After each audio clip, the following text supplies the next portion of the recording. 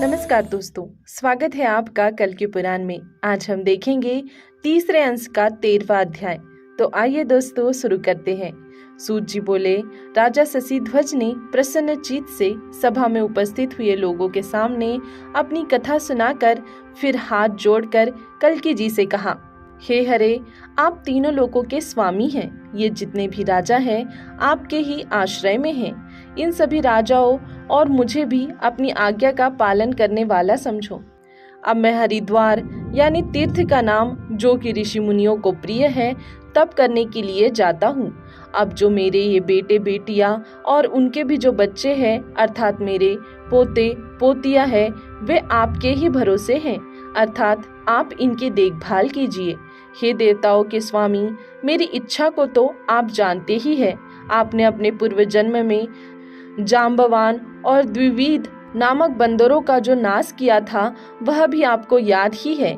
यह कहकर राजा शशिध्वज अपनी पत्नी के साथ जाने के लिए तैयार हुए और कल्की जी ने जैसे लज्जा से अपना मुंह नीचा कर लिया था, राजाओं ने इस बात के कारण और कल्की जी ने जैसे लज्जा से अपना मुंह नीचा कर लिया, राजाओं ने इस बात के कारण को जानने की इच्छा से कहा, हे नाथ, राजा शशिध्वज ने कौन सी ऐसी बात कही जिसके लिए आपको अपना मुंह नीचे करना पड़ा?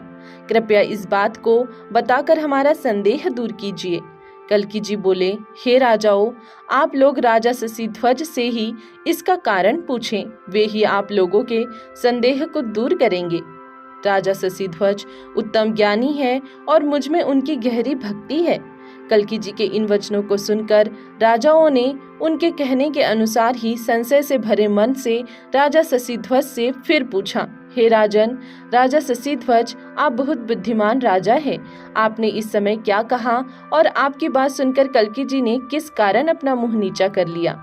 राजा शशिध्वज बोले, पहले जब रामचंद्र जी ने अवतार ग्रहण किया था तब लक्ष्मण जी ने इंद्रजीत का वध किया।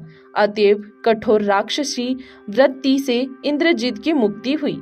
अग्निशाला में इंद्रजीत ब्राह्मण का वध करने से लक्ष्मण जी के शरीर में एकाएक तेहिया बुखार प्रवेश कर गया था, जिससे लक्ष्मण जी को मोहादि यानी उपद्रवों ने घेर लिया। लक्ष्मण जी की ऐसी व्याकुल यानी परेशान हालत देखकर अश्विनी कुमार के वंश में पैदा हुए श्रेष्ठ वैद्य द्विविद नामक वानर ने उनको एक मंत्र सुनाया और वही मंत्र लिखकर श्री रामचंद्र जी के सामने ऊंची जगह पर रखकर लक्ष्मण को दिखाया।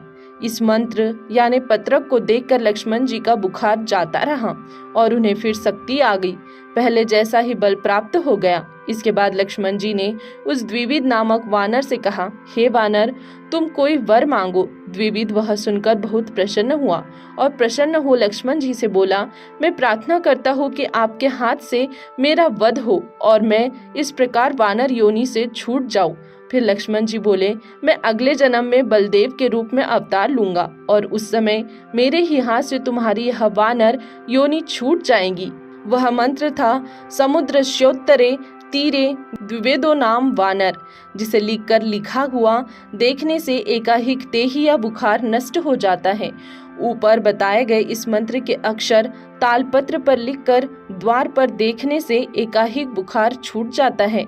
इस प्रकार लक्ष्मण जी से वर पाकर द्विविद नाम का वानर स्वस्थ शरीर से बहुत समय तक जीवित रहा। बहुत समय के बाद बलदेव जी के अस्त्र से उसने प्राण त्यागे और मोक्ष अभयात्मिका पद को प्राप्त हुआ। ऐसे ही आपकी इच्छानुसार शुद्ध पुत्र लोमहर्षण की नैमिषारण्य में बलदेव जी के अस्त्र से मृत्यु हुई थी। हे राजागण, वामन अवतार के समय जब वामन जी ने 3 पग भूमि से समस्त लोकों को नाप डाला था, उस समय जाम्बवान में उनके ऊपर लोक में पहुंचे चरण की प्रदक्षिणा की थी।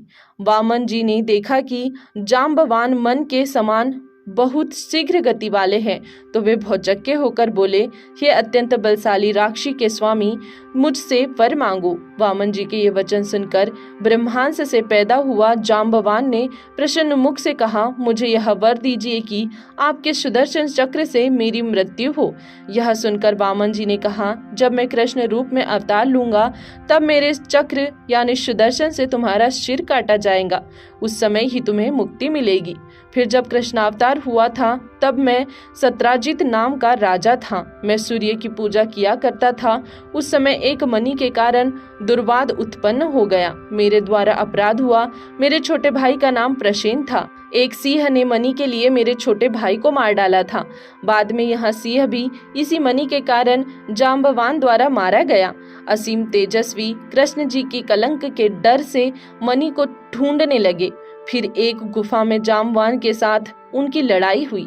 जाम्बवान ने अपने ईश यानी स्वामी या प्रभु को पहचान लिया। कृष्ण जी ने अपने चक्र से उनका सिर काट डाला। लक्ष्मण युक्त सहित श्री कृष्ण जी का दर्शन प्राप्त कर जाम्बवान ने अपने प्राण त्याग दिए। रीछों के स्वामी ने नई धूप के समान श्री कृष्ण जी की श्याम वर्ण की मूर्ति के दर्शन करके उनको मणि के साथ साथ अपनी जामवती नामक कन्या भी दान में दे दी। इसके बाद श्री कृष्ण जी ने द्वारकापुरी में आकर सभा में मुझे बुलाया और उस समय वह मणि जो ऋषियों को भी मिलनी कठिन है उन्होंने मुझे दे दी। उस समय मैंने अत्यंत लज्जित होकर वह मणि और सत्यभामा नामक कन्या कृष्ण जी को दान कर दी। कृष्ण जी ने दोनों की ही सुंदरता देखकर दोनों को स्वीकार कर लिया। कुछ समय पीछे कृष्ण जी मेरे पास मणि रखकर सत्यभामा को साथ ले द्वारका से हस्तिनापुर चले गए। जब कृष्ण जी हस्तिनापुर चले गए तब सतधनवा नामक राजा ने मेरा संहार करके मणि को ले लिया। इस प्रकार पिछले जन्म में कल्कि जी ने जो कुछ किया था वह मैं जानता हूँ। मैंने श्री कृष्ण जी पर मिथ्या कलंक लगाया, इसीलिए उस जन्म में मेरी मुक्ति नहीं हुई। इसी कारण इस जन्म में कल्कि रूप परमात्मा श्री कृष्ण जी को रमा रुक्मणी सत्यभामा कन्या देकर श्रेष्ठ गति को प्राप्त हो रहा हूँ।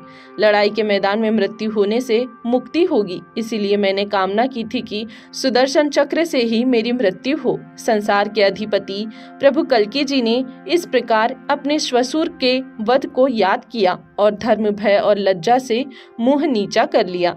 अत्यंत आश्चर्य से पूर्ण तथा अद्भुत सुंदर इस कथा को सुनकर सभा में उपस्थित राजा लोग अचंभे में पड़ गए। सभासदों को भी आनंद मिला। मुनि लोग श्री कल्कि जी के गुणों पर मुग्ध हो गए। श्रीमान राजा शशिध्वज द्वारा कहे गए इस आख्यान को जो सुनता है वह सुखी, धन्य, अत्यंत यशस्वी होता है, मोक्ष पाता है और फिर उसे जन्म मरण का महान दुख नहीं सहना पड़ता। दोस्तों, यह अध्याय 13वां समाप्त होता है। इसके आगे अगला अध्याय देखेंगे हम अगले वीडियो में। तब तक के लिए धन्यवाद।